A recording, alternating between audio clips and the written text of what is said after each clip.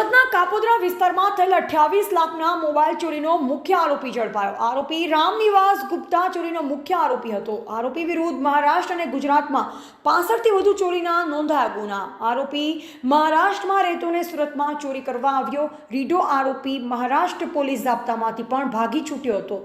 કાપોદ્રામાં ગુજરાત મોબાઈલમાં થયેલ ચોરીના ગુનાનો મુખ્ય આરોપી ઝડપાયો।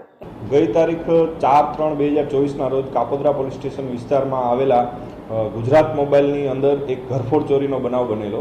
આ ઘરફોડ ચોરીની અંદર ગુજરાત મોબાઈલની અંદરથી કુલ 29 લાખ રૂપિયાના નવા કિંમતી મોબાઈલની ચોરી થયેલી।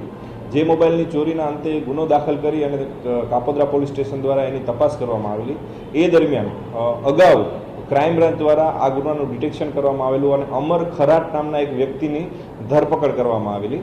અમર ખરાટ નામના વ્યક્તિની ધરપકડ કરવામાં આવેલી। એની પૂછપરછ દરમિયાન એવું જાણવા મળેલ કે આ ગુનાનો મુખ્ય સૂત્રધાર અને મુખ્ય ચોરી કરનાર એક આરોપી રામનિવાસ ઉર્ફે રામા ગુપ્તા, જેનું રહેઠાણ થાણે મુંબઈ છે, એ આ ગુનામાં મુખ્ય સૂત્રધાર છે। જેથી તેની પણ આમાં કાપોદ્રા પોલીસ સ્ટેશન દ્વારા તપાસ કરવામાં આવી।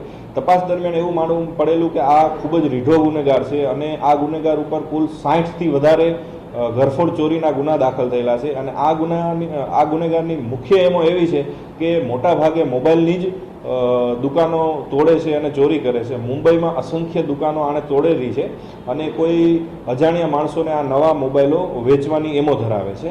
આ આરોપીને થાણે પોલીસ સ્ટેશન દ્વારા જે તે વખતે પકડવામાં આવેલો અને ત્યાં મુંબઈ પોલીસના હાથમાંથી પણ ફરાર થઈ ગયેલો, જેનો પણ ગુનો દાખલ થયેલો હોય। અને આશરે 1.5 મહિના પહેલાં આ આરોપીને મુંબઈ પોલીસ દ્વારા ફરીથી પકડવામાં આવેલો અને એ થાણે જેલમાં બંધ હતો। જેથી થાણે જેલમાંથી એનો કબજો મેળવી અને હાલ જે ગુજરાત મોબાઈલમાંથી જે મોબાઈલ ગયેલા છે એ ક્યાં વેચ્યા છે, કેને આપેલા છે, એની તપાસ હાલ ચાલુ છે અને આરોપી હાલ રિમાન્ડ ઉપર છે। અહેવાલ કલ્પેશ લાઠિયા, સંબંધ ભારત ન્યૂઝ, સુરત।